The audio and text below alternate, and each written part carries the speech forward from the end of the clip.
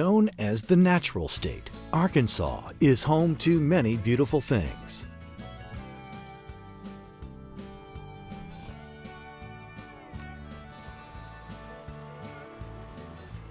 But for all its beauty, the state has faced its fair share of challenges.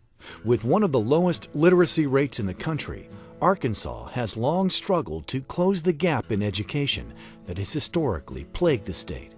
Despite the fact that the state has an expansive post-secondary education system, Arkansas ranks 50th among states for residents graduating from a four-year college. There seems to be more young people that choose other options or are delayed in terms of going to college now. I'm not exactly sure what I would attribute that to, but I definitely think that there's a different emphasis placed on young people that don't excel in high school. So oftentimes I think the messages that they get is that college is not for you. And so, of course, if they're not coming, they're not graduating. The areas most affected by the disparity are located in rural Arkansas, where poverty rates are high, college attendance is low, and where civic leaders are focusing their attention in an effort to break this damaging cycle.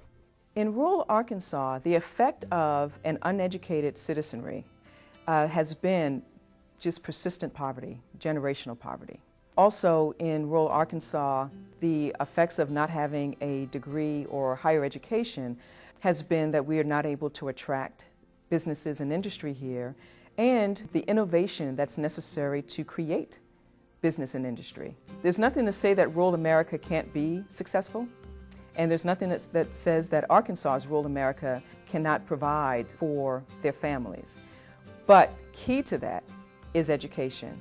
For low-income students and those with a poor academic background, local technical and community colleges can serve as a gateway to even higher education. Many of these colleges offer low tuition, open admissions policies, and a flexible curriculum, helping to ease these students into the structure of college life. Unfortunately, fewer resources are available to support students attending technical and community colleges, which is why they experience an average freshman to sophomore retention of only 55%. In an effort to change this, programs like Achieving the Dream, Community Colleges Count, have been established to provide these schools with the tools to effectively retain students and help them to graduate. The tools and resources that Achieving the Dream provides are several, one of which is data and analysis, so that the schools that are participating in Achieving the Dream are collecting data on what services and supports are necessary by students for their success. It provides an evidence-based approach to how they change their practices and their policies at the community colleges, and even more so, moving towards public policy at a state level. We get the opportunity to interact and communicate with other colleges across the country, and it almost serves as a database or an information think tank, if you will, of best practices. And so I think the Achieving the Dream initiative has been really instrumental in bringing voices together and coming up with common solutions that work across all sectors. So I definitely think Achieving the Dream is something powerful. Dreams are now becoming a reality, especially for Robert Moon. Having lived a life of crime as a drug dealer and user in one of the roughest cities in Arkansas, Robert decided it was time to make a change.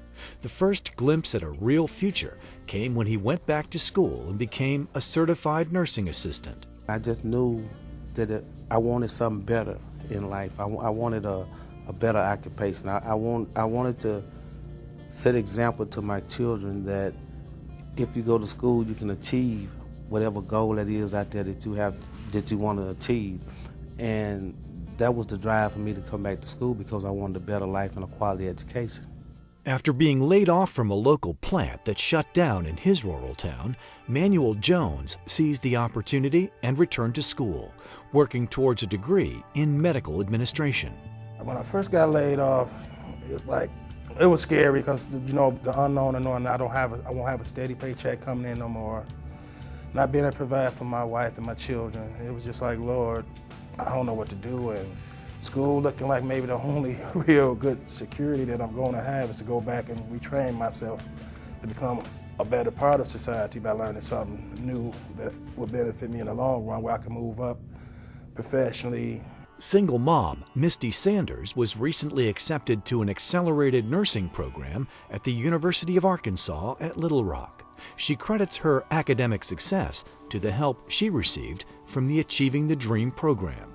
A lot of the things that helped me and motivated me was the desire to have something more than a waitress's salary, to have something more for my son to look up to and know that he can succeed and do anything that he wants. And the programs at the school have been wonderful to me, especially Career Pathways. Just being able to have somebody to talk to and go to when things are getting overwhelming, that has really kept me motivated. For many community leaders, the belief that education can break destructive cycles is steadfast. Through their support, community and technical colleges in Arkansas can successfully help students towards a more prosperous future. The coaching that is provided by Achieving the Dream to each of the schools is terrific, and more so the coaching that Achieving the Dream provides to students.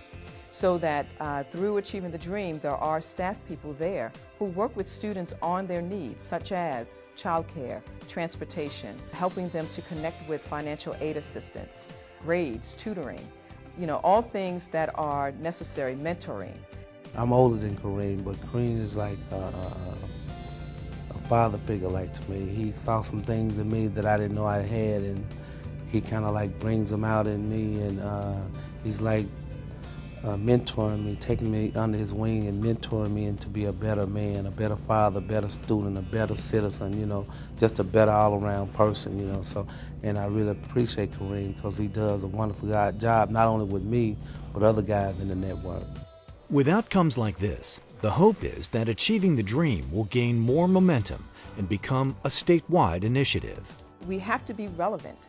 And Achieving the Dream and our community colleges provide that opportunity for relevancy and that opportunity to ensure or secure our future here in Arkansas in building a knowledge-based economy, but more importantly, being able to build a global economy. Without these resources, students like Robert, Manuel, and Misty may not have retained the ambition to stay and complete their college education. They feel the support was crucial to their success. I never thought that I would be in this position that I am now. And when I look back on my life, sometimes I just have to pause and say thank you. And every once in a while, a little tear rolls down my eye. And I try to stay very humble and very grateful, and I try to stay in a position where I can always be helpful to somebody. Once I get this associate's degree, that's just the starting point. But then it's on to like my bachelor's and my master's, and the field I've chosen is the horizon, and it's so wide out there where I could start out in admissions, but before you know it, I could be running a whole doctor's office, opening my own business up. What I'm looking forward to the most is just having a stable environment for my son, not having to worry about money, not having to worry about his needs being met, or making sure that he has, clothes on his back or food on the table. And that's exciting to me. Shifting people out of poverty and into prosperity is more than just a novel idea. It is the bridge that connects a better life to those who need it the most, getting them one step closer to achieving the dream. To find out more about making a difference and moving the needle in Arkansas, visit wrfoundation.org.